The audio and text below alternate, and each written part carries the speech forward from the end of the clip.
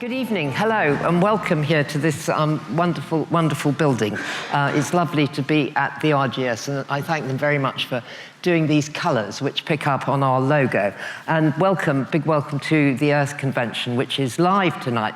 We first dreamed this up with Rathbones and Greenbank on the eve of the pandemic. So inevitably we went online, but we'd always planned to come here and do this series of 3 events, of which this is the kickoff tonight about energy and finance. Our partners are Rathbones and Greenbank, which is the dedicated ethical and sustainable investment management team within the Rathbones group.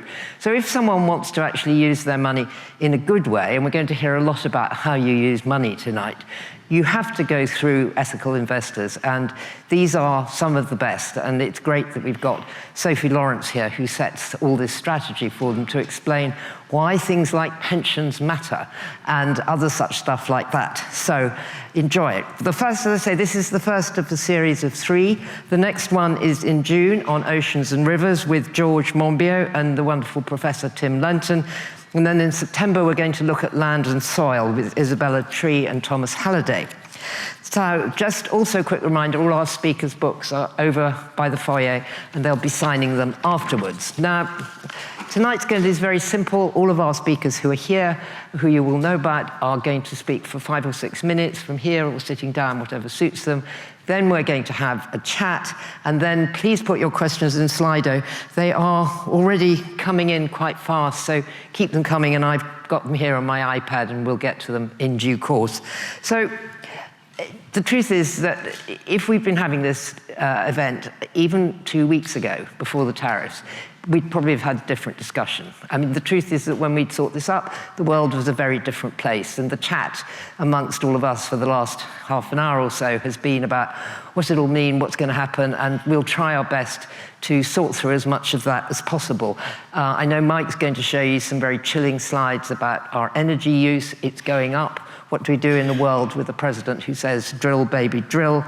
Where does that leave all our hopes for net zero and what we're going to do about the climate? We have decided absolutely that we're going to leave you on an upbeat note. I don't know what that is yet, but if anyone out there has an idea, please start putting it into Slido now. So our first speaker tonight, who I'm thrilled is here, is Peter Frankopan, who is an absolute wizard, professor of global history at Oxford, and also he's amazingly famous through his incredible books about the Silk Roads. But his most recent book, which is called The Earth Transformed, is a history of how climate and nature have affected, and energy has affected how we have evolved as a planet and as a species. It's very long and very worthwhile, and I have a joke with Peter that it was so long that I had to cut it into sections in order to take it to Columbia, which is where we last met. I had to do that name dropping. Anyway, I'm thrilled that he is here, and he's going to kick us off, so please welcome Peter Frankopan.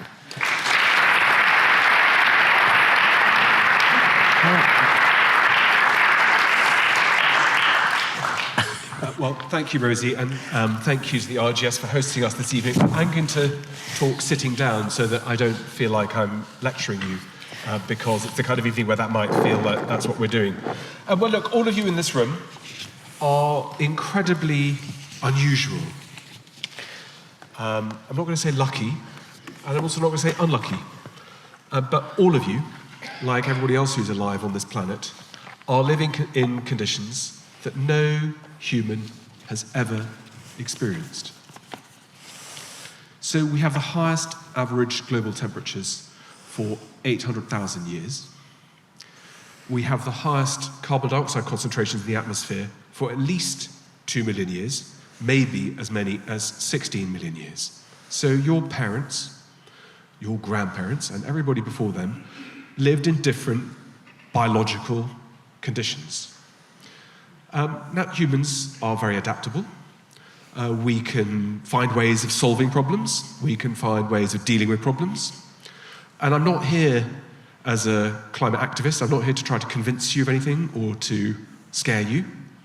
But I think it's worth just giving you a couple of pieces of information that I wish I'd been told when I was growing up, and I wish I'd been told before I started to think and write about the natural world and climate about 10 or 12 years ago.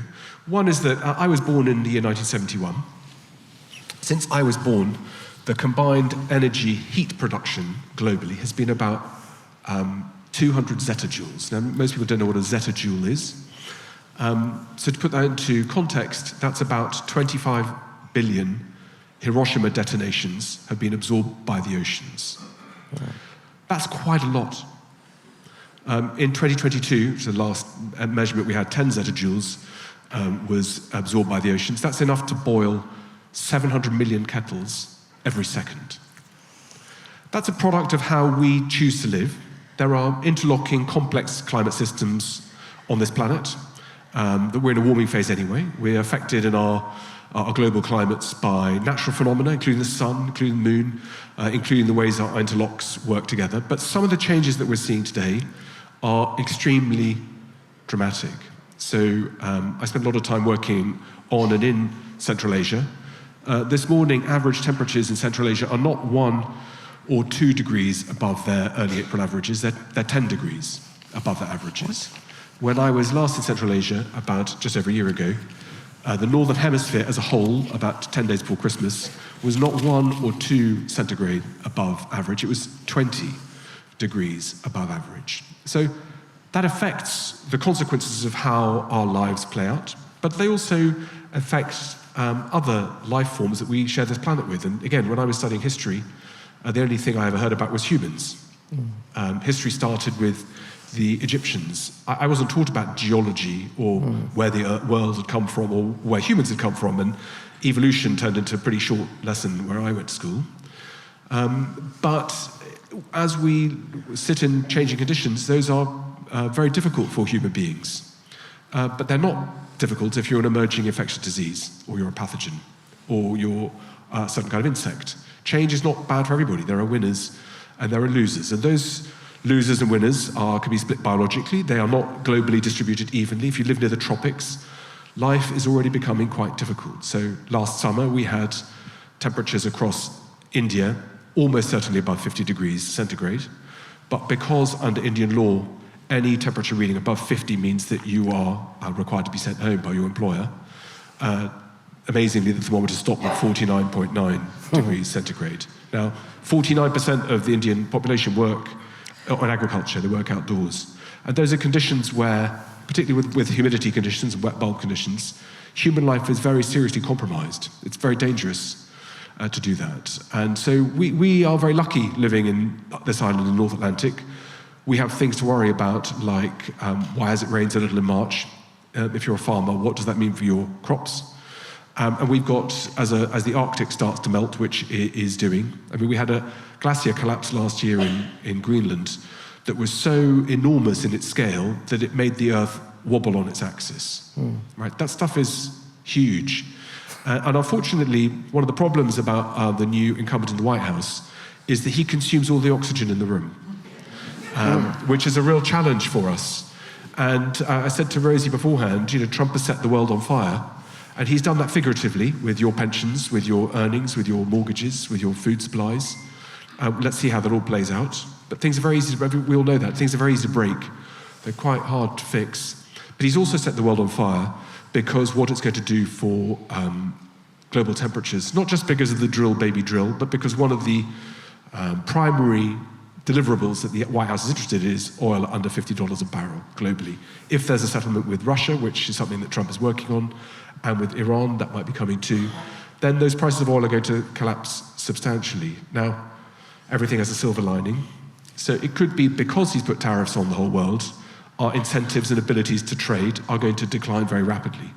Prosperity and peace are not, they're not at odds with each other. There are ways in which we don't have to be poorer and we communicate in different ways, but we need to find ways to be more sustainable. So I'm not here to tell you that as an environmentalist, although I am an environmentalist. I'm not here to tell you what you should do with your life choices. But I will tell you that the state of the planet at the moment is such, to quote that Siddarth Shrikanth led a government review here in 2021, said, we globally consume 1.6 times the world's resources every year. And that's very stupid because the bank manager eventually asks for you to pay everything back. And that compromises the next few generations. So maybe we'll have a chance to talk about some of those times in history, but I sometimes get asked, climate has changed a lot, and you've written a lot about civilizations and cultures that have had challenges and failed. surely we can survive. And I'll tell you that every single culture that's been under any form of climatic stress is not here anymore. That's why we're talking at the RGS and not in one of the great ziggurats in Mesopotamia. Yeah. That pace of change is something that is relentless. And if you're in the wrong place at the wrong time, it's curtains. That's one of the key lessons of history. Thank you.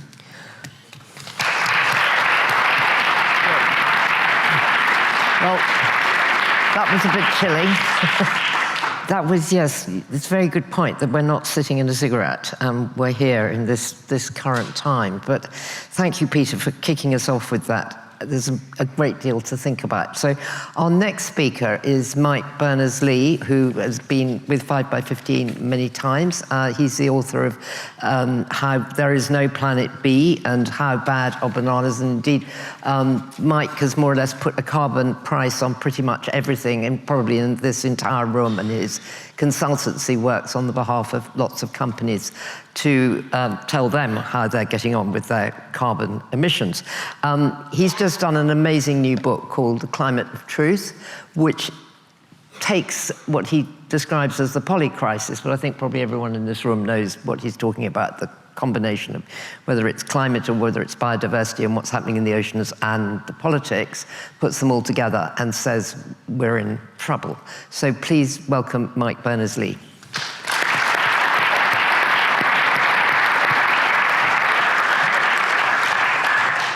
Thanks, Rosie. And I am going to talk up here in lecture because I want to show just one or two slides just to kind of put a bit of context. So first of all, so there we are, future of energy. So first of all, just a reality check. So we've had these 29 COPs over 3 decades because for that long and longer, actually, the science has been absolutely settled that climate change is a big deal and humans need to do something about it at a global level. And some people say, well, we're making progress, but not fast enough. So let's have a look at what that progress looks like. So there is a graph of carbon emissions from fossil fuel since 1960, and there's a little marker I've put in for 1995, which was the first one of those COPs. And you really can't see any evidence at all that we've noticed that that carbon curve hasn't noticed that humans have noticed that climate change is something we should be doing something about. And just to be really clear, the height of that line represents the speed at which we're making the climate worse. Right? It's the speed at which we're putting additional carbon into the atmosphere. So every year we're making the climate worse by a larger amount than we made it worse the year before. So we're really, really not getting anywhere at all. And I'm not saying that to be depressing.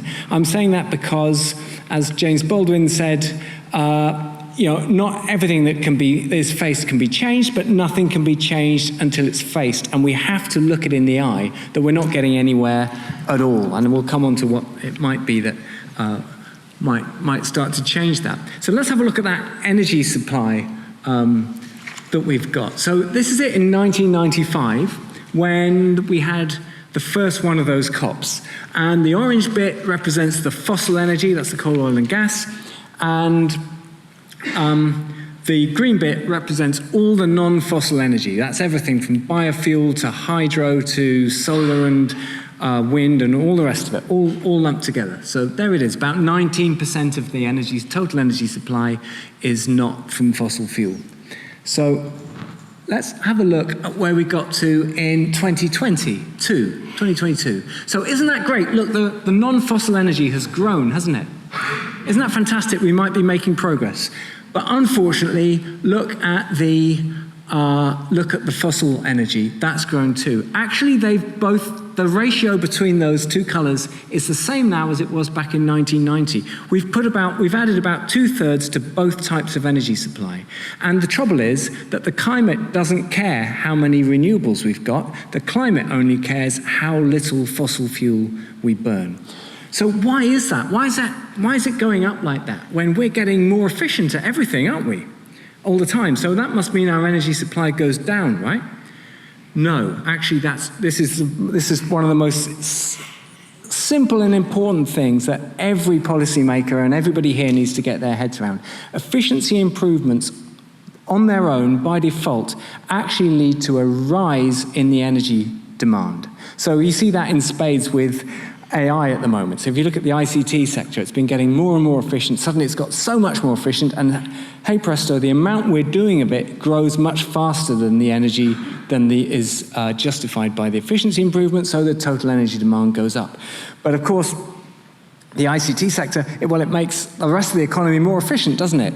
And along with that, the rest of the economy grows, we do more of absolutely everything, and our energy demand goes up, not down. So what would it take to change that?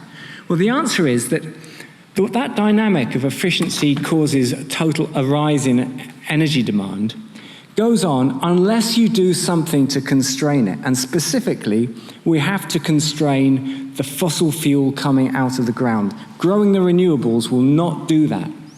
It just won't do that at all. You could possibly argue that maybe with a following wind, one day it will slightly dent the fossil fuel, but there's no way it will leave it in the ground in a timely manner to avoid a climate disaster. So what's the simplest mechanism for doing that?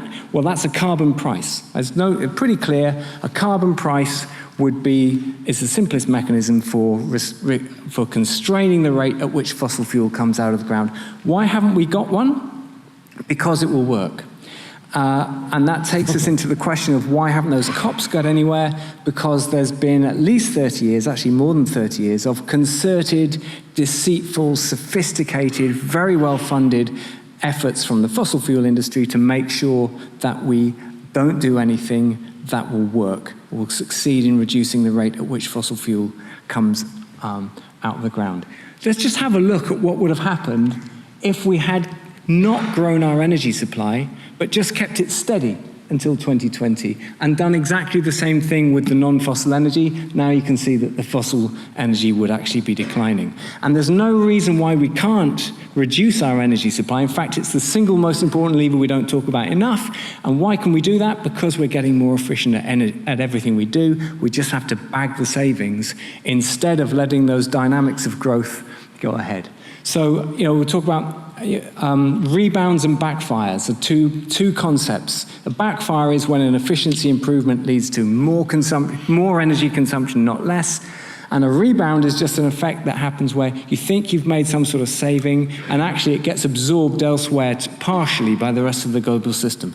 And we're getting those rebounds on things like the NDCs, the nationally determined contributions. If all the countries in the world some countries in the world meet their nationally determined contributions, the benefit to the planet won't be the sum of those nationally determined contributions, because actually other countries will respond and absorb some of that benefit. And the fossil fuel companies, for example, will sell more to the companies that don't have the countries that don't have good NDCs.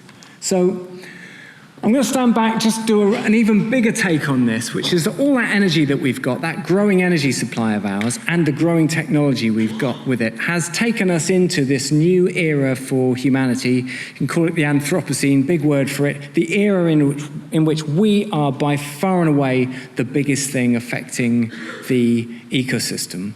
And the challenge for us is that we haven't yet adapted to that new context. We don't yet have the wisdom to go with that fantastic power that we've got.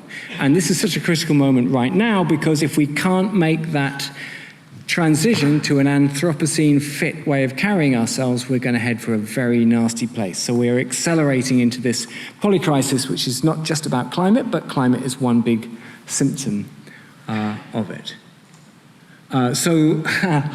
I'm not really trying to plug my book, but this is the best slide I could come up with for where I got to on this. If I look at all the bad decisions that have been made around climate, why the COPs haven't worked, debates about whether to have a coal mine up in the west coast of Cumbria and stuff like that, they don't have poor judgment at their core. They have flat-out deceit. They really do. If you unpick the coal mine arguments, they were all dishonest right from the beginning. And what I'm saying is we can't get anywhere at all on the big challenges facing humanity right now unless we can do a total reset on this post-truth experiment that we've been having, and reassert truth as something that matters, because here in the Anthropocene we need the highest quality decision making that we can possibly get, and because the problems are so complex, and right when that's going on, we've got stuff like Trump happening, and somehow, I'm not saying it's going to be easy, we have to completely swing the other way from that to a higher standard of truth than we've ever had. That's me.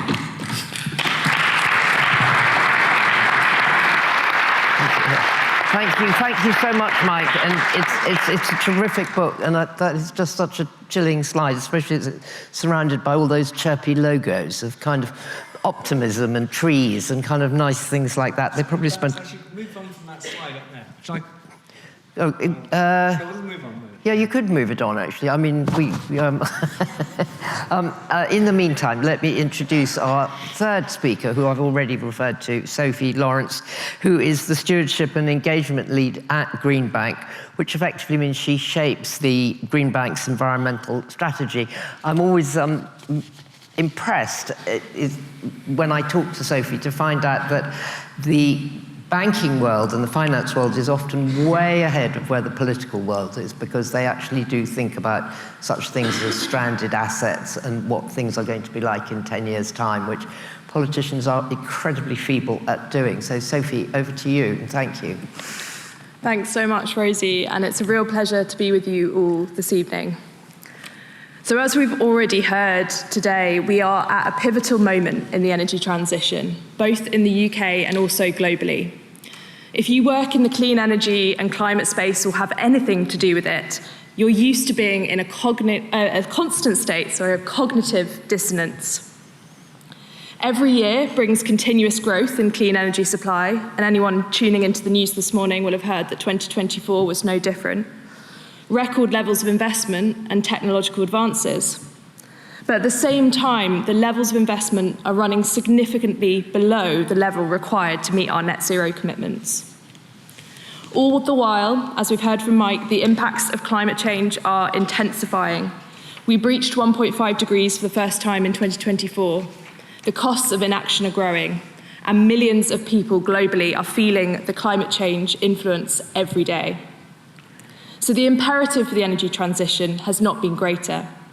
And the UK, EU, China, and several other countries still have ambitious net zero targets in place. But we also cannot ignore that we're operating in a context of increased politicization of climate change, and not just climate change, particularly in the US. Nationalism is on the rise, and there are significant geopolitical tensions to navigate, not least trade tariffs and global conflict, at the same time as rising energy demands on the system. So how do we bridge the gap between our current energy system and a low-carbon one, where we're operating within planetary boundaries while also meeting and exceeding minimum social standards? Private finance will play a key role. Public money alone cannot solve the climate mitigation and adaptation challenge that we face, although it does play an important role in giving confidence to investors, which I'm sure we'll explore more in our discussion later. To put this in perspective, to be on a pathway to be net zero by 2050, and even that's obviously a real challenge, as we've already heard, will require a 5-fold increase in current investment levels by 2030, about 5% a year of global GDP. But the good news is the energy transition is not just an environmental imperative, it can also be a significant investment opportunity. But investment will only flow if we have the confidence and the right environment to justify committing funding to the energy transition over the long term. Clean energy investments need to generate risk-adjusted returns that meet the requirements of companies and their investors. So what are some of the different roles that finance can play? First, we need different types of finance to be channeled into companies involved in the transition. This could be in the form of listed debt or equity, or private equity and venture capital, which often plays a role in the earlier stage of technologies.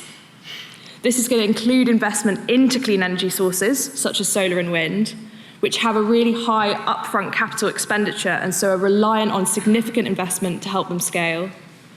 There are also several opportunities to invest in the supporting infrastructure: advanced batteries, energy storage, smart grids, EV charging networks, power grid upgrades such as new pylons and substations that have been necessary to handle larger renewable energy volumes, and several more opportunities which we can't even envisage right now. There's also a need for innovative new financial products to help fund the transition, especially on the demand side, supporting consumers to make the low-carbon decision. For example, retrofitting loans to help finance the higher upfront costs of technologies such as heat pumps. And there are also products like peer-to-peer fixed-term loans that are democratising the world of investment, where you can support your councils across the UK in meeting their net zero goals by investing as little as £5.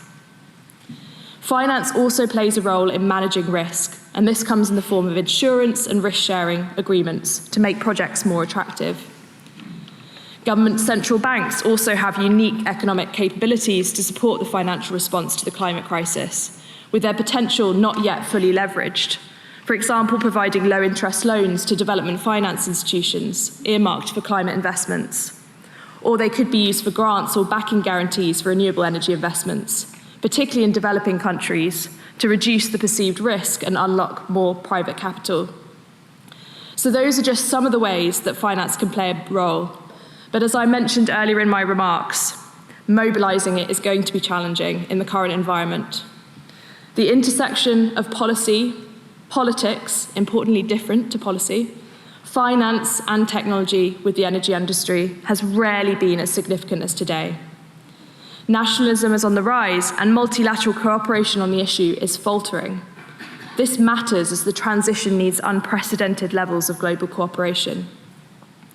Last year saw 70 countries hold elections, and new governments are leading significant changes in energy and climate policies, forcing a re-evaluation of the pace of the energy transition.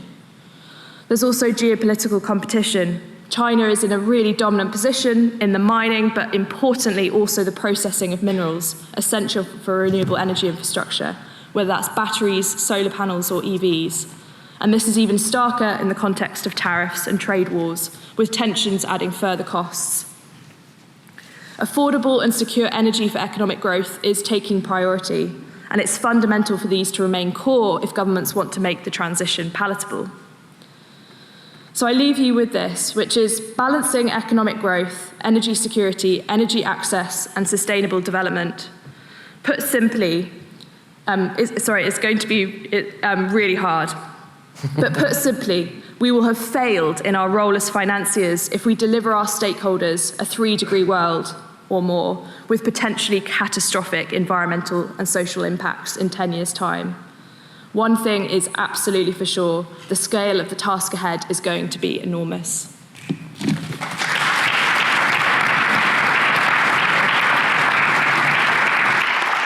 Thank you, Sophie. There's lots and lots to pick up on in what you were talking about, not the least when you say about China and what it's going to mean in terms of the tariffs. We can come back to that. Our final panellist tonight is Siddarth Shrikanth, or Sid, as I think is probably known.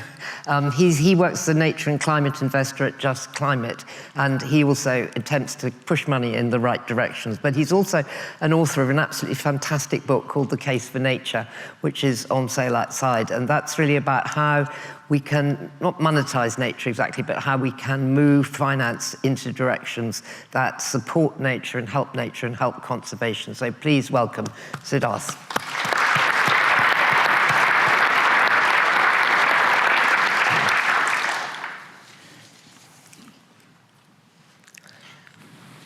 My notes are on Post-its. I'm much less professional. Excellent.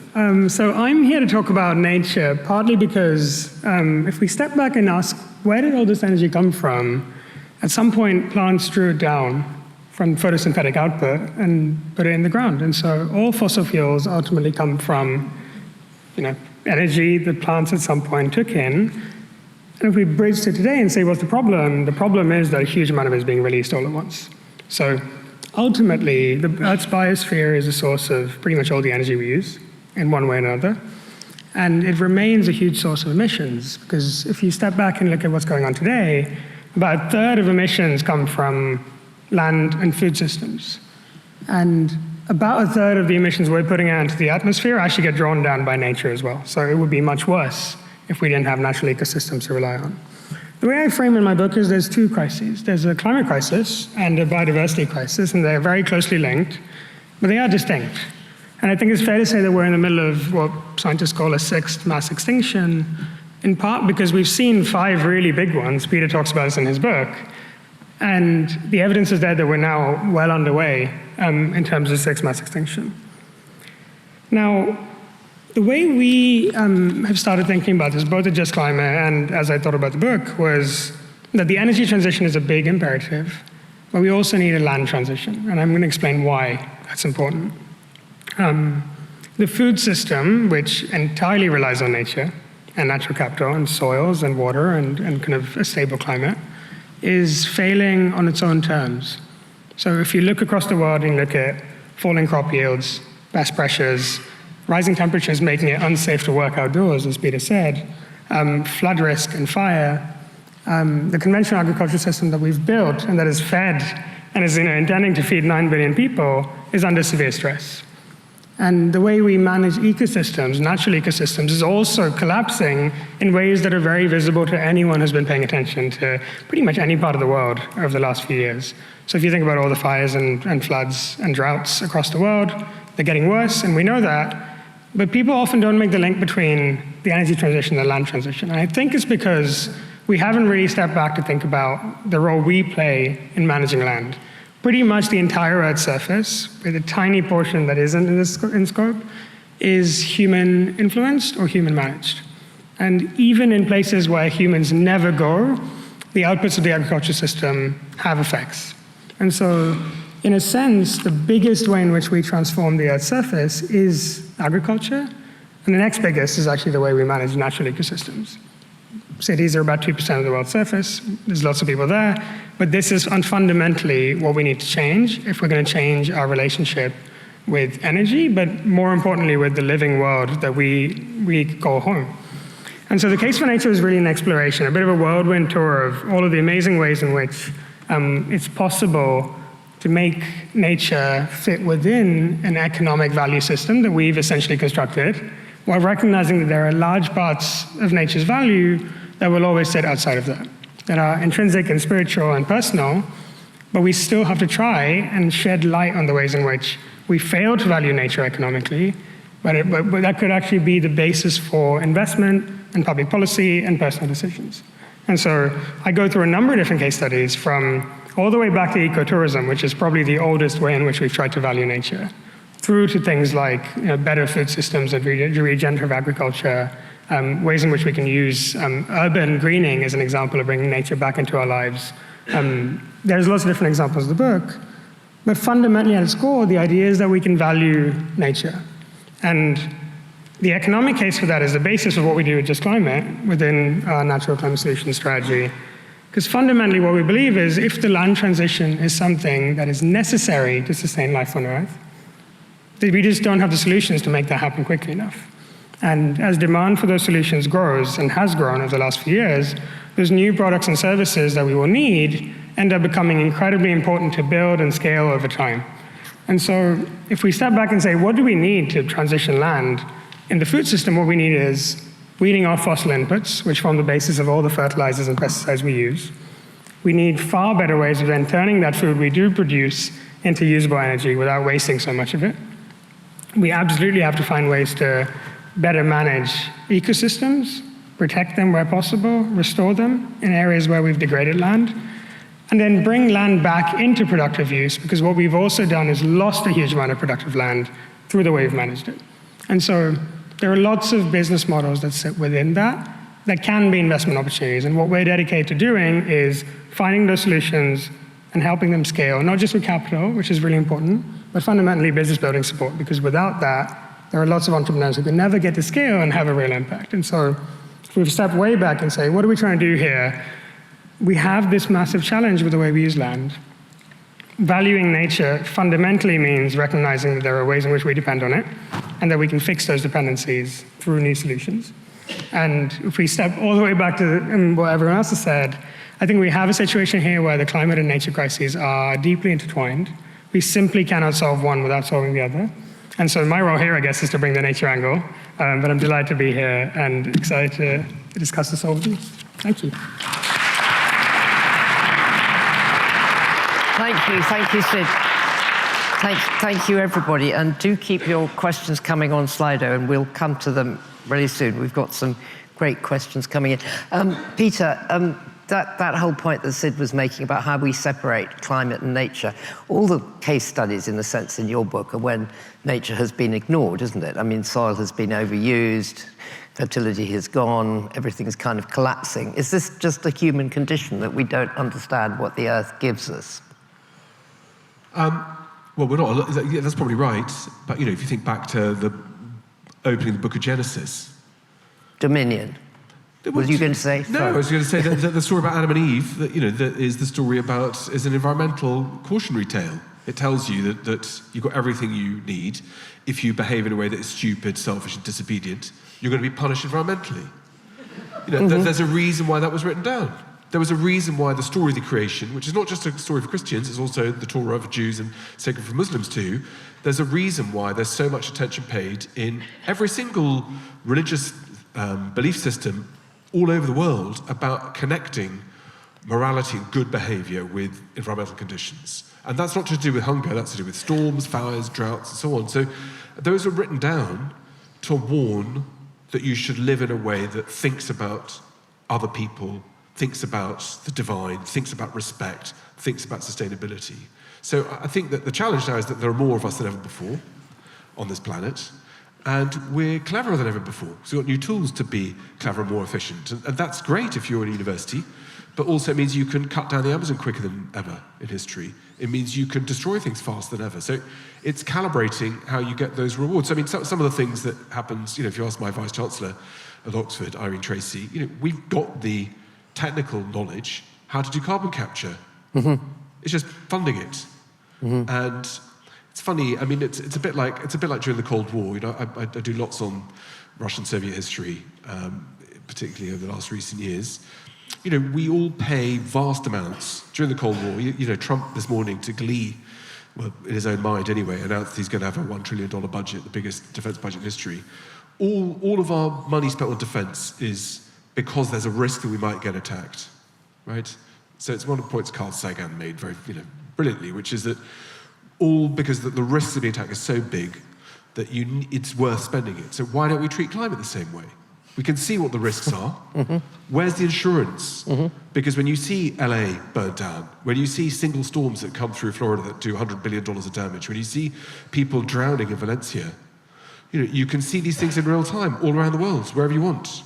And why do we not treat it the same way? Being willing to pay for weapons and guns, but not to very basic ways of making us more efficient. That's part of the solution. Using those tools we have to, for example, 1 in 4 farm animals doesn't make it to the kitchen table. I know. Right, 17 billion chickens a year in the United States get thrown away, and they're all fed, they're all watered. So how do we become more efficient? How do we use those tools? And I'm not unhopeful about how some of our new technologies with AI and things can help reduce the wanton waste, but it does require a shift in states with voters, that we prioritize it. It requires a shift with our elected officials, and it requires a shift in autocratic states too about how to engage with what those consequences are. But funnily enough, a lot of the places I work on are hugely climate aware. That's one of the reasons there's been so much investment in China, because the environmental hand of cards played out to the Chinese is so great. In fact, Rosie, it's a good line actually to end on. One of the questions I write in my book is, why is it that there are the vengeful gods? If you read your Greek mythologies, Zeus punishes. Mm-hmm. God sends the flood to drown everybody except Noah and the animals. You don't have vengeful gods in China because China's environment is different. You don't have those kinds of same types of mass inundations, floods, and so on. So everybody's ecological and environmental hand of cards is slightly different, and they'll solve it in different ways. That's both positive and negative. Mike, when Peter says that about the sense of energy and that we've just been making more as we go along, and it's a human choice, is kind of what you're saying. You showed us a lot of slides which show precisely the opposite of what, not just the human choice, but the human declaration fails. Yeah, I mean, so I suppose so many, how to unpack this whole problem. So I mean, absolutely, we've been not treating the environment with the respect that we need to. For a long time, we've been able to get away with that because we weren't really powerful enough to smash the world up so fast that it came and hit us properly hard. So you're much more of a historian than I am, but my simple take on this is that 100 years ago, we weren't quite at the point where we could really smash the whole place up, even if we had a world war. But 50 years ago, we were at that point. But now we're at a point where we don't have to do anything obviously stupid like a nuclear war. We're just so powerful that unless we're far more careful than we've ever needed to be before, we will find, and we are finding, that we are smashing the place up at very high speed, really high speed. We talk about climate, but actually climate really is just one dimension of this polycrisis, the physical symptoms of which include things like Sid is absolutely bang on that the nature side of this is just as important as the climate, but we don't talk about it as much. And we've got plastics. I mean, I showed you a carbon growth curve. The plastics growth curve, which is even more permanent, arguably, than greenhouse gas emissions, is far, far steeper than the carbon curve has ever been. And that's disrupting our endocrine system, and not just our species, but other species. So we're accelerating into all these physical problems that we don't fully understand. And so we need to learn, we've arrived in this Anthropocene, and we need to learn to operate in a way that fits in that context, which is doing that, maybe it was in the first book of the Bible, it's like actually respecting this environment and respecting each other at a global level and collaborating globally in a way that we've never had to before, but we absolutely need to learn how to do it now. So the question is, how much of how we do life needs unpicking now if we're going to get anywhere? And, it's unsurprising that an economic framework that was broadly honed in a sort of pre-Anthropocene, in the days when we couldn't smash the whole place up even if we had a world war, way back, it's unsurprising that it might need more than just a small tweak. Mm-hmm. So economic things like, economic growth, this idea that the central metric for economic success is physical growth, is just so broken. The argument against GDP as this big central measure, is so simple, it's so clear, it's so robust, and yet we're stuck in it, and there's barely a mainstream politician who will challenge it, even though it's just, it's clearly taking us in the wrong place.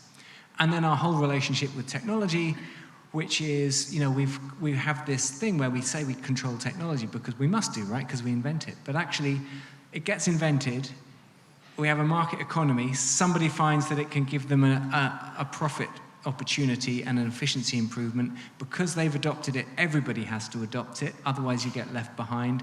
And then we're stuck with it whether or not it's in the best interests of people and planet, and that's the case with plastics and fossil fuel and AI, we're seeing it now. So somehow we've got to get a whole new agency over that kind of thing. And meanwhile, we've got the kind of politics of drill, baby, drill. So we're miles away from where we need to be. And what we actually need is an evolution of how humans fundamentally do life now that we're in the Anthropocene. And if we can't make that evolutionary quick change, then we're going to have a very, very nasty time. It might be possible. Gosh. So, Sophie, coming on to you, how has the last few days been in a bank?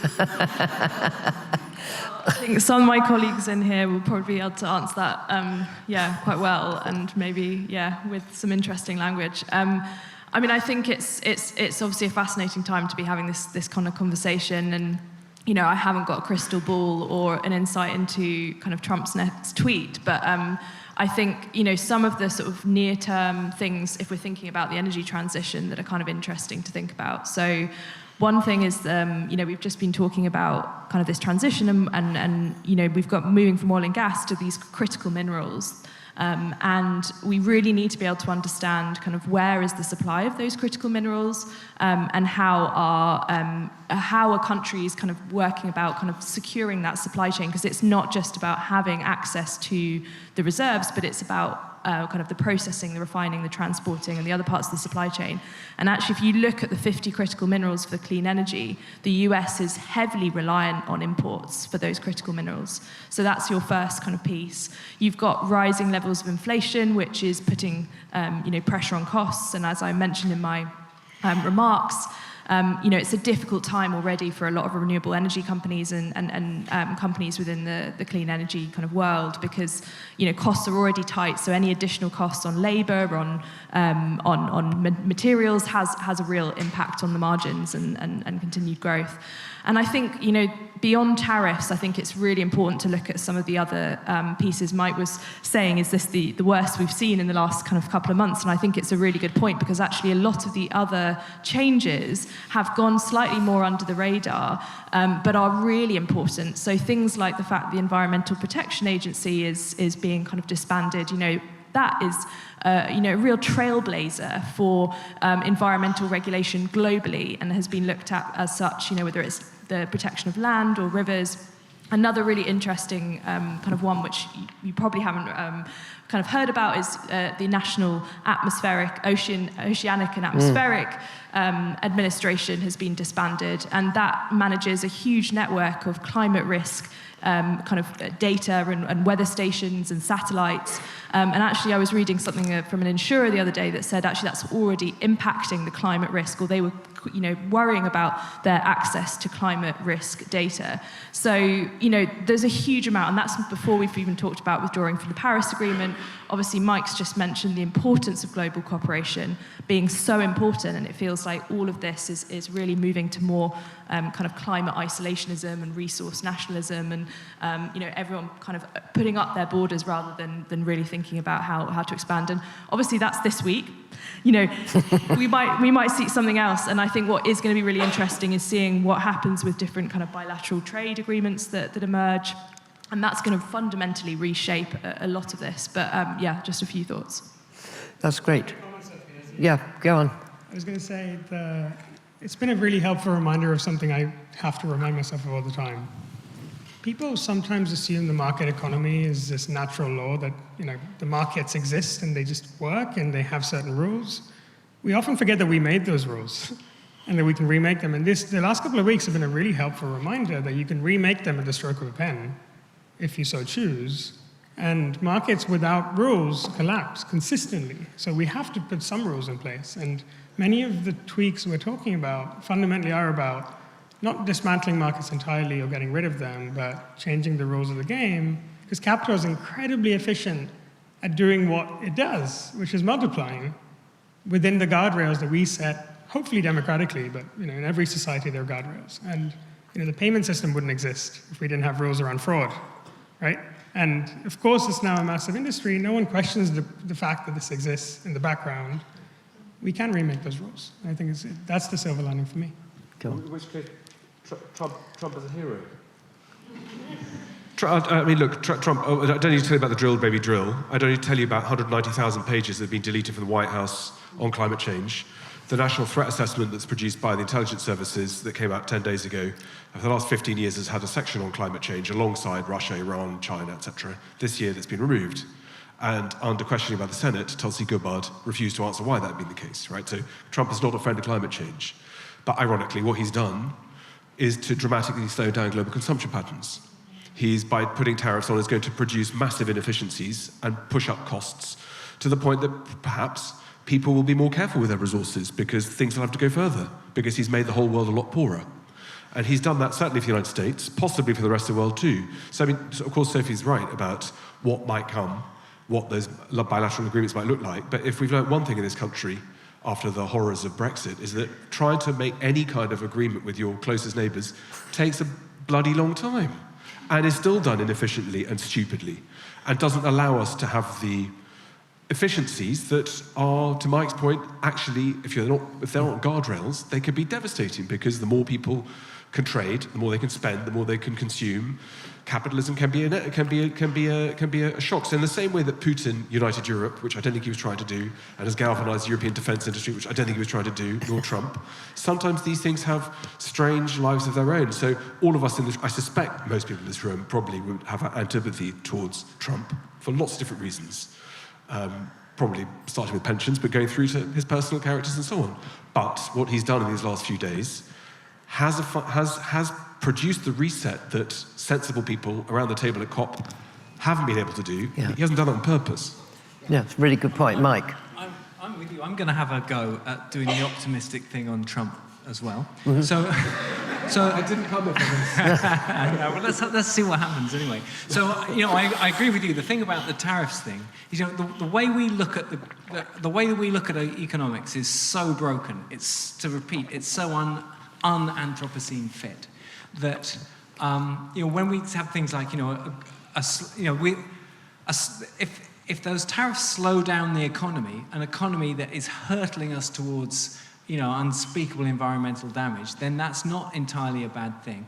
And if we've got an economy in which so much of what is made and done doesn't actually contribute to well-being, human well-being at all, in fact it does the opposite, then slowing down some of that stuff might not be a bad thing. It's not that I would slow the economy down in that way by choice, but things are so broken that it may not be quite such a bad thing. The other thing to be optimistic about with Trump, maybe, is we've been having this post-truth experiment, and I've been saying we've got to have the clearest view of reality that we can get, right? We've got to have an environment in which if a politician is seen to have deliberately deceived the public, like that's abuse, right? That's like a BBC presenter groping their colleagues or something. That's it, end of their career. We've got to have that culture.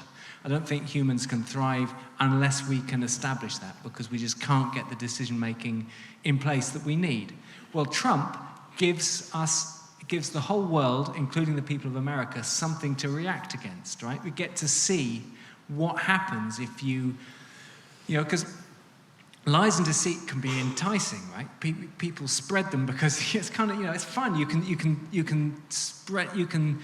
can tell a charming narrative. It'd be fun to do Brexit or to do whatever, to do drill baby drill or whatever. Just ignore some facts. Then you can create a nice little fantasy that feels good until reality hits. And Trump is going to give a big reminder about why this stuff matters. So my hope would be that it's going to be really widespread, and it's time for a big, the pendulum will swing absolutely the other way against post-truth. Yeah, Sophie. Yeah, just briefly to come in, and I think, I'm the first to say that we have definitely flaws in our economic system. It's definitely not perfect.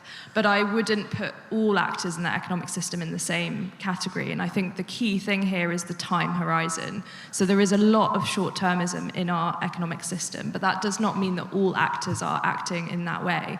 A really good example is, how we would absolutely see the risk of stranded assets with fossil fuels. So if you look at the International Energy Agency, which the last time I checked, we're not a kind of civil society organisation, campaigning activist organisation.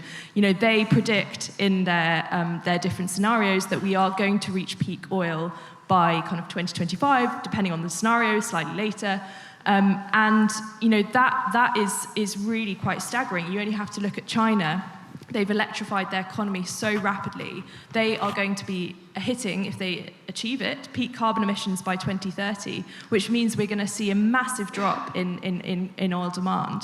Now, that might be me being a bit optimistic, but if you are building in these very long-term considerations into your investment decisions, then you absolutely can think about a lot of this while you are investing. So I think we have a lot of short-termism in the system, both on the investor side, also on the company side. You only have to look at Open the FT and see, some CEOs that have, potentially kind of had to leave their jobs because they haven't turned around performance quick enough. We have a lot of short-termism baked in, and I think we need to be able to use our financial regulation and use regulation to actually set that long-term kind of direction. Yeah, I was really interested, Sid, when you said that thing that, we set up markets and Trump's proved that we can change it all overnight. And there's something madly encouraging about the fact that some lunatic in Washington can upset the world in what seems like a chaotic way, but you could also upset the world in a good way. There is a sort of power in this, which is weird. It's terrible. It's terrible for historians. We spent years telling students there's no such thing as great man theory, and that single individuals can't screw everything up or make these big decisions. It turns out they can. Yeah, so what do you take from that? I mean, can we take something positive out of that? I mean, I know it seems like a train wreck right now, but Sure. Well, you know, We did it in yes, COVID. We did it in World War II. We did. You could. I mean, you know, look at Erdogan, Putin. You know, you name it. You could ban men from standing for public office. Very good. I mean, the trouble is that all the men that end up in jobs like this, they always seem to do things that are terrible. I think. I mean, I'm sorry. I don't I'm mean. not the I right person to- I don't mean it in that sense. Men. I mean that. But it is a very curious thing that you can upend something. One person can do something so dramatic so quickly. So back to the optimistic thing. It shows that change is possible. We do need a lot of really good change, and Trump is showing us that change is possible. Yeah, I mean, I think we talked about this before, you and I, Rosie. You know, all these problems, when they're human-made, it means they can be human-solved. You know, that's why great universities around the world, including some of the best ones here in the UK, here just next door, and, you know, loads of them. It's filled with clever people trying to solve problems, but, you know, we do need funding. That's hard. And we do need some higher levels of integration into policy making. And that's a challenge here in the UK, but there are opportunities everywhere. But I mean, on a policy point of view, given that I sit and try and do policy all my life, and you become completely triumphant if you manage to get something like climate consideration baked into local planning law. And this might take you half a year. And it's very, very low down the food chain of what is needed. And yet you sweat away to get it done. And there is this weird sense of being incredibly long way away from fixing the problem when you're at that level of, I mean, again, with food politics as well. I mean, you try very hard to get a free school meal or something, and it's a million miles from the bigger solutions. It's true. I think we can all agree that policy is incredibly important. There's hope that we can change things, particularly at this moment. It's also just worth saying there are lots of things that absolutely don't need policy. And it's also true that those things, if we can get them better and faster and cheaper, can begin to change the way we do business. And so the food system is a good example, right? The fact that we've massively subsidized fossil-based inputs is a bad thing, massively skews the way we grow food. But there are ways in which we can transform that, and that's part of what we do, that can actually outcompete those solutions and deliver farmers what they ultimately care about, which is, you know, secure livelihood and stewardship of the land. And so I'm not saying everything can be done that way, absolutely not. We will need policy in so many ways, but there are lots of individual products and services that we can begin to work on right now that have almost no relation to what's going on with Trump or anything else. And that's part of what gives me hope, is that we can look at those entrepreneurs building these things and say, we can help you and help you scale. And I'd rather spend my time doing that than kind of, at least at a moment like this, and I've committed the great sin of going to policy school and believing in policy design. I remain a believer, but this may not be the moment for perfect policy design, maybe the moment for just doing stuff now. Doing stuff. I mean, that's what I feel about the food system, that you could do stuff without it costing you any money. Listen, I must bring in some, because we've got so many questions coming from the floor. Sandy Rogers, this is something we haven't mentioned. What are the economic and geopolitical consequences if the USA and Russia collude, facilitating both climate change but aiming to melt and exploit the Arctic? Who's Peter? We haven't mentioned the Arctic. A short answer. I think what that agreement might look like, I don't know. I'm less fearful than I was, but I'm in a small minority on that one. Look, I think the Arctic is changing. We're expecting it to be ice-free by 2035. There's a lot of activity at the moment. For what it's worth, that's one of the reasons why Trump and Vance have got so overexcited about Greenland. But I've been doing stuff with the Arctic Council and on Arctic policy here in London for a year or two, and you know, there's less activity than people think. Because? Is it what you mean? This is newspaper hype? Because no one wants to go live on the Arctic coast of Russia. Right. I mean, it produces 22% of Russia's GDP, but encouraging people to go and live there and dig or mine or work on oil platforms, no matter what you pay them, it's a brutal, terrible life, even if it's mildly warmer than it is usually. The Russians launched on Christmas Day, they launched a new icebreaker that can cut through 1.7 metre ice in a port just next to Vladivostok that's going to do that northern route. But, you know, it's a long long guess that that's going to all work. It needs a lot of money, a lot of people, massive redistributions. And Russia, amazingly, doesn't really want to let China into its own backyard for lots of different reasons. Those alliances are more complicated than we think. So there's obviously is going to be change, but I don't see it as being absolutely rapid and critical yet. But the fact that it's on the menu in the White House tells you something, doesn't it?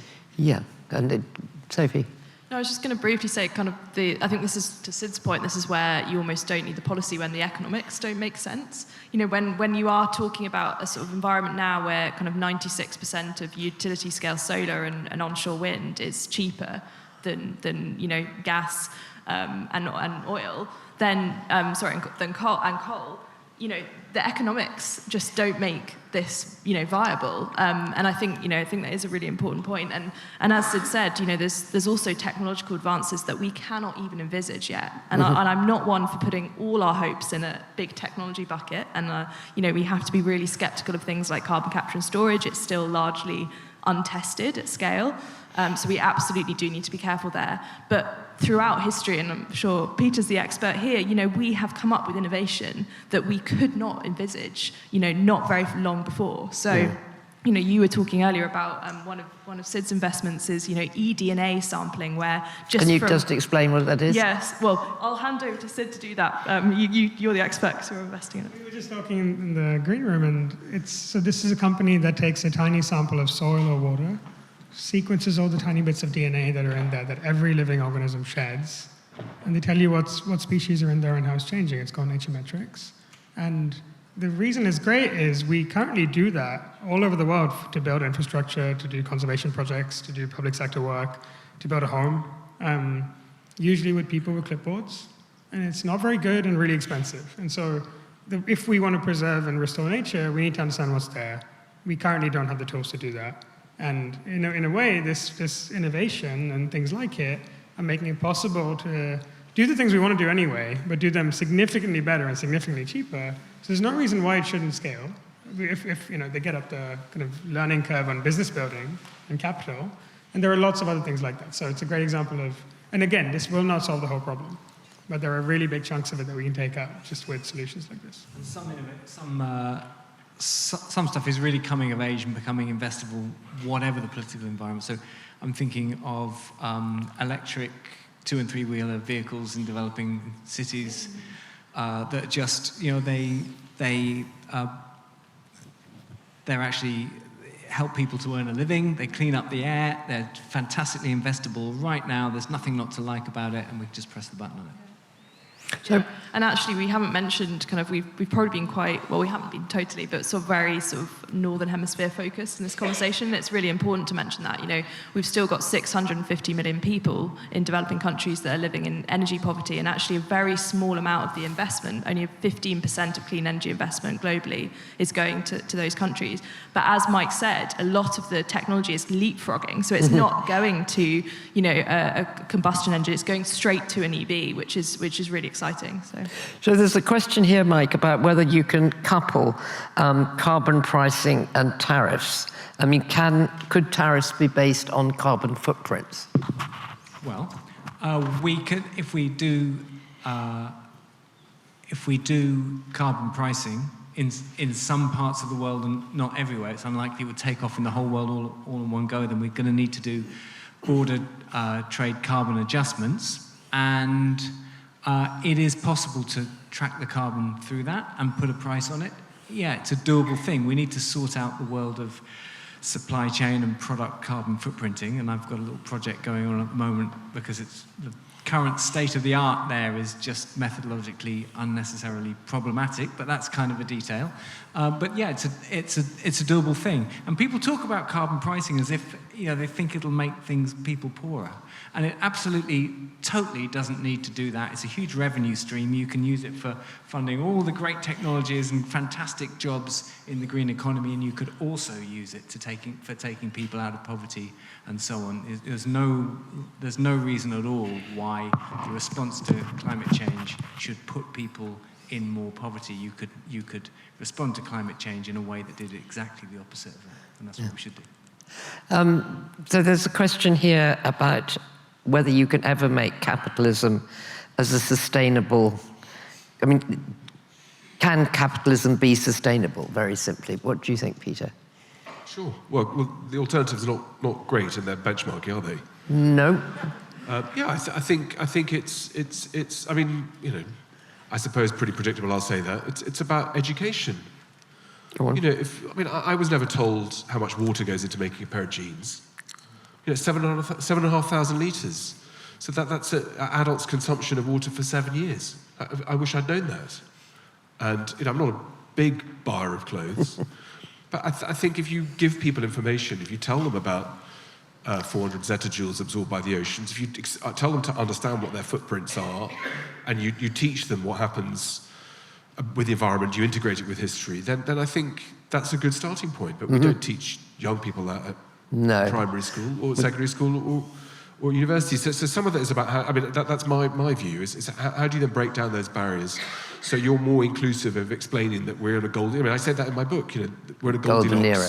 Well, not just golden era, but we're in a Goldilocks zone. Yeah. And you know, for most of the Earth's existence, it wouldn't have supported our life form. So maybe we should try to keep it like that rather than all bugger off to Mars with Elon Musk, because this, to me, looks like a better place to spend our summers than that does. So I think giving people, empowering people by explaining not just about environmentalism and about activism and about, you know, what needs to be done, which is really important, but it's just about informing people. And I think we're behind on that in education.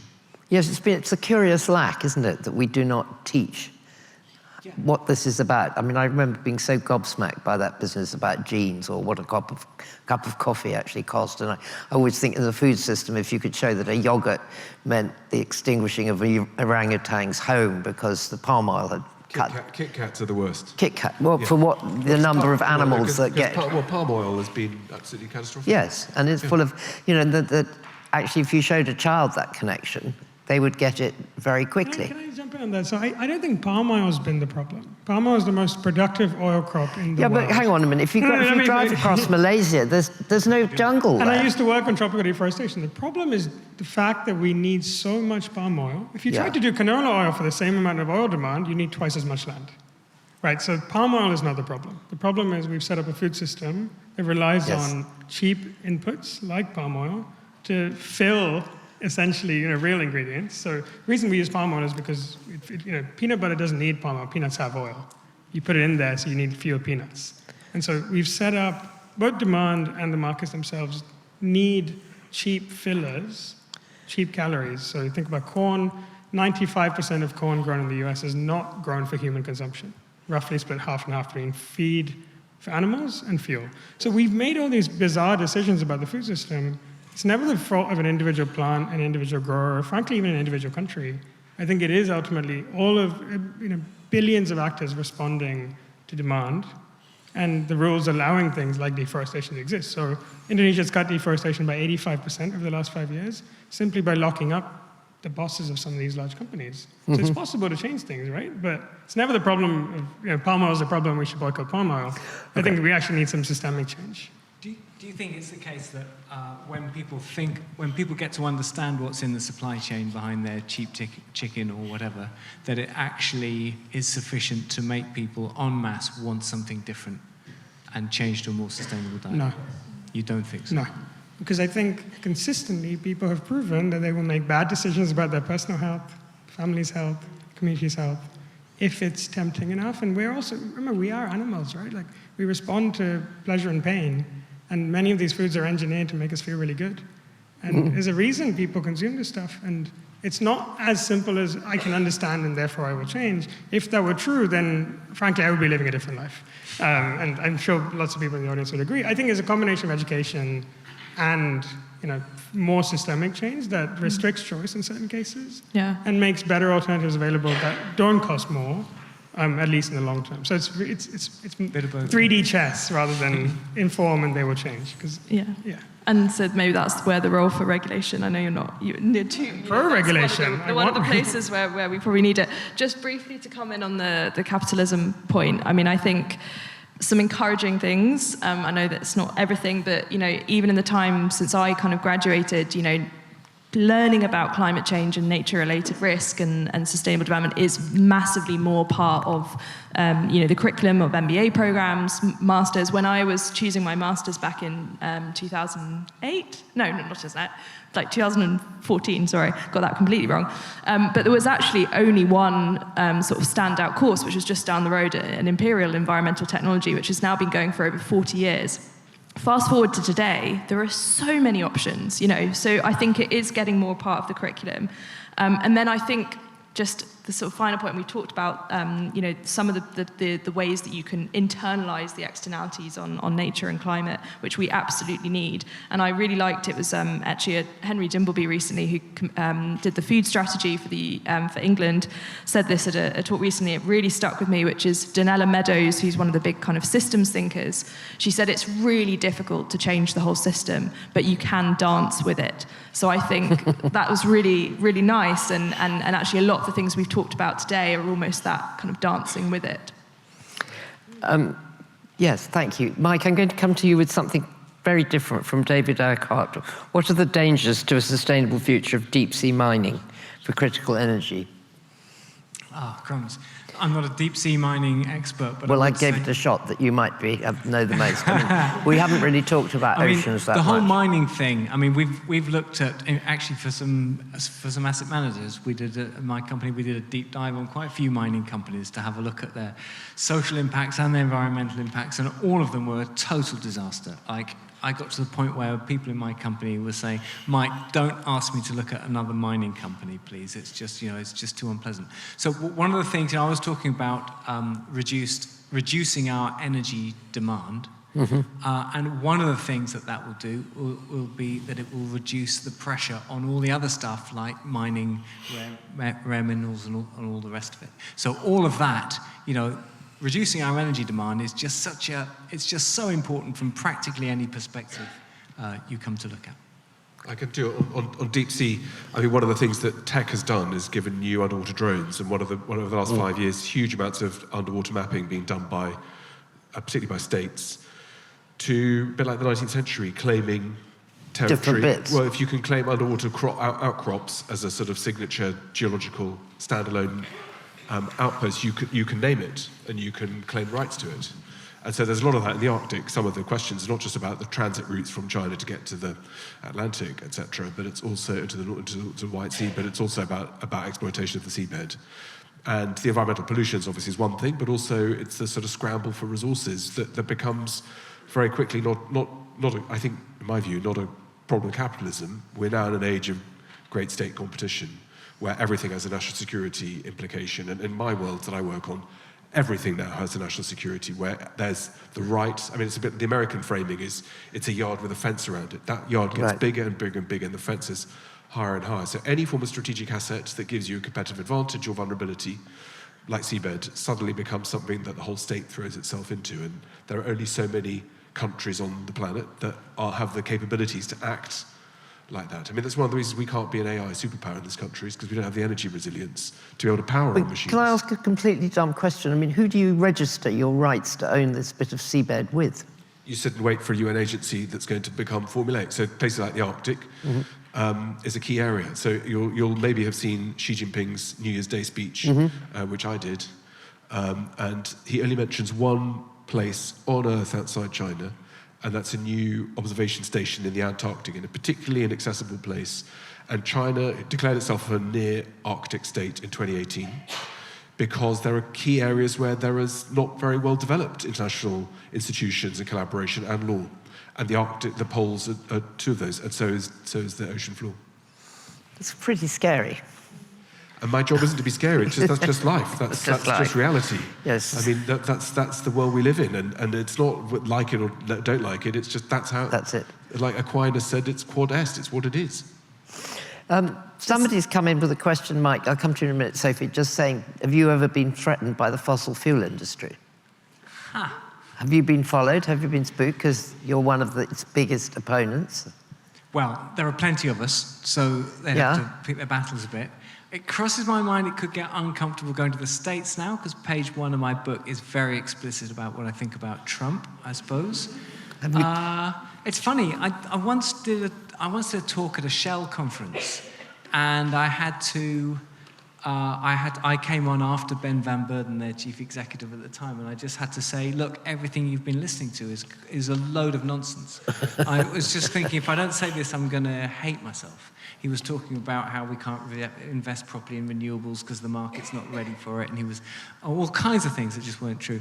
And I wasn't hated for it. I was just looked at by this kind of sea of confusion, really, unexpected, confused faces that didn't expect two sides of the argument. No, so far, touch wood, yeah, mainly. Do you turn up at the COPs yourself? No, I've only once done that. I tell you what I think about the COPs is that it's really important that I just think they need to be very.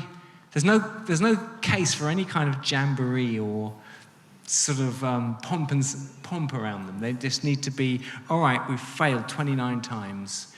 Can we do better? Yeah, they are truly terrifying institutions with stats. Sophie, what were you going to... Yeah, just very briefly, it's not specifically on deep sea mining, but I think one thing that we should just bear in mind, and I'm trying to search for the positives here as well, is the difference between oil and these critical minerals is actually we can extract them at the end of life and reuse them. So there is huge innovation to be found there, and one of the reasons that hasn't happened yet is we just haven't had sufficient amount in the system at scale to make those commercially viable. But it's happening. You can take apart, an EV car, and we can reuse a lot of that. So I think that aspect of kind of circular economy is not talked about enough when we're talking about this transition. And Sid, we've had a couple of questions about biodiversity net gain, about BNG. Does it work? So BNG is not the first scheme to try and offset losses from infrastructure. Do you want to just explain what it is? So the biodiversity net gain is a law that came into force in February last year in England, and that builds on existing laws about no net loss. And so basically, if you develop a new piece of infrastructure, housing development, whatever it might be, and you're converting some kind of habitat, what you're then obligated to do under the new law is not just compensate for the loss, but create 10%, depending on where you are, 10% or more net gain. And there's a metric to calculate that and so on. It's working in one very important way. And the evidence actually came out last month from the first year of the scheme. It's massively raised the costs of destroying the most valuable habitats. Mm-hmm. And we can just be honest with ourselves and say that England is not a global biodiversity hotspot, right? But it is a place with good rule of law, lots of development, and there's competition between nature and people. And I think it's done the mitigation hierarchy really well, and the evidence is very strong. Does the trading piece work yet? To be seen. But I think it builds on schemes that exist all over the world. They total something like $10 billion a year around no net loss, and they exist all over the world, including the US, with wetland mitigation.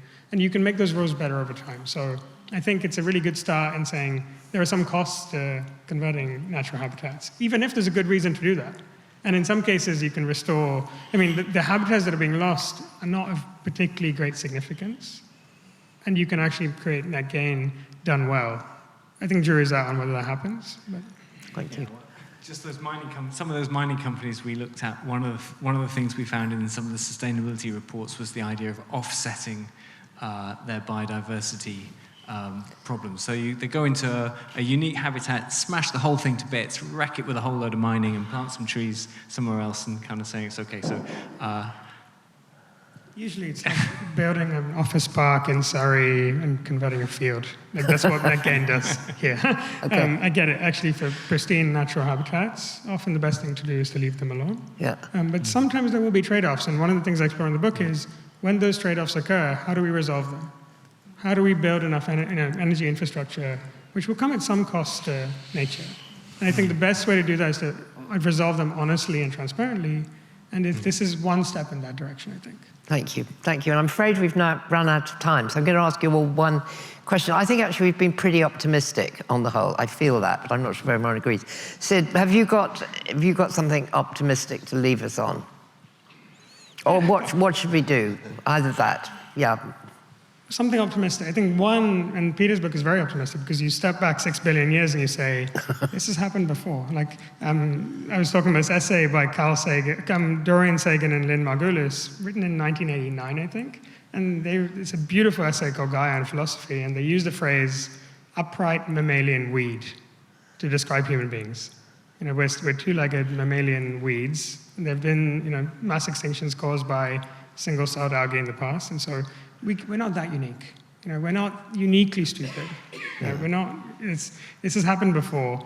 The good thing here is we actually have the ability to change course, unlike those previous mass extinctions. So that gives me hope, because every previous one, no one could do anything. And there are things we can do today that do make sense. Sophie? And actually, that's a nice segue to mine, which is, we all hold a lot more power than we think. And one of the big ways we hold power is through our pension and our investments. I know it can be quite opaque trying to find out what your pension provider is investing in on your behalf, but it's really worth doing and thinking about how does that align with the world that you want to see. Mike? Okay, so I don't believe in sort of fake optimism. I actually think that's one of the sort of most depressing what do we things. do? So, I do think we are hurtling towards a bad place if we don't change, a very bad place if we don't change course. To be optimistic, it's not proven that we can't do that. I think there's evidence from neuroscience and from history, and you probably know much more about this, Peter, than I do, but that we are capable of doing things like collectively cultivating values that we identify that we need to have if we're going to thrive going forwards. That's possible. And we've been telling some nasty stories about ourselves, about how all humans are just greedy and we're all just in it for ourselves and so on. And actually, we don't have to be wired like that. And there's good evidence that A, we're not always wired like that, and B, we can change our wiring in those kinds of ways if we decide that we need to. So we're in this kind of race between tipping points. Is the climate going to have a whole load of cascading tipping points against us? Is the whole cocktail of polycrisis stuff going to get on top of us in some catastrophic way, or are we capable of that big, huge social tipping point that we so urgently need to have right now?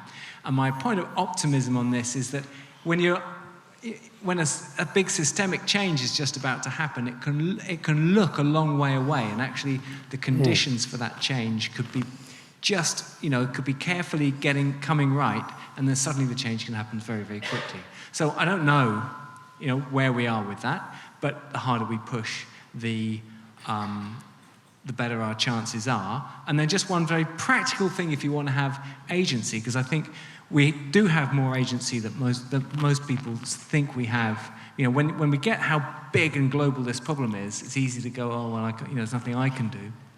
Actually, if we just, I've been banging on about this truth thing, we can change the standards of truth in public life, and there's some very simple things to do right now, and I would start with the media. Just really ask very, very careful questions about all the media you absorb. Who owns it? Yeah. What's its track record on truth? What are the reasons you've got for believing that it's giving you the best view of reality that it can? If you're not happy, switch.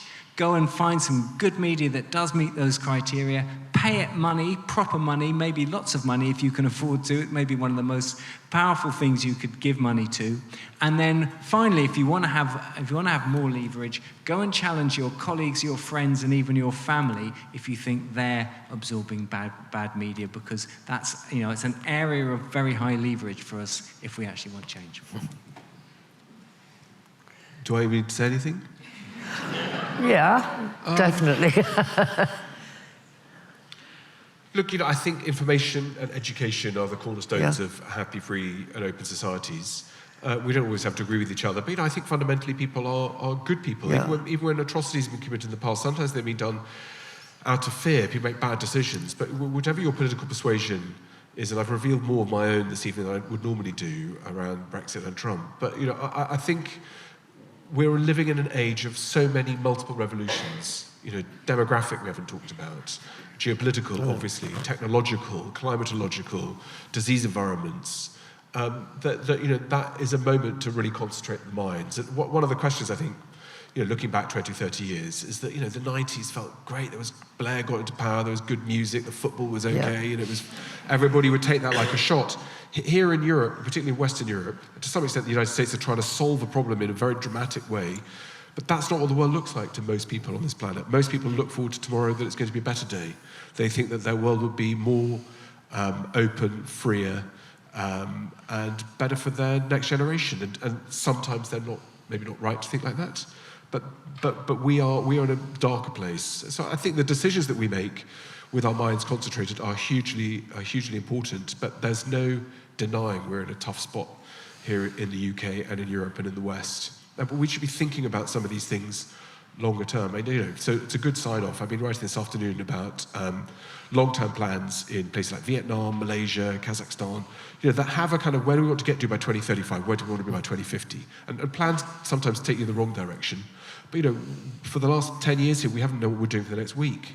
Trump has accelerated that, but we should have some much better strategic way of thinking, and that requires discipline. I don't know how you could do that without better information supply and education. So everything that Sid and Sophie and Mike have said, I couldn't agree with more. But if you want a happy note, it's the fact that events like this, people come to it on a Tuesday night when it's a beautiful way. I'd be sitting in the pub in a beer garden somewhere. The fact that you're all here wanting to listen very nice of you to come. and will advocate to your families and friends, I think is a sign that there is hope. It's now doing something about it. Fantastic. Okay. Well, thank you all very, very much for coming. Thank you for your questions.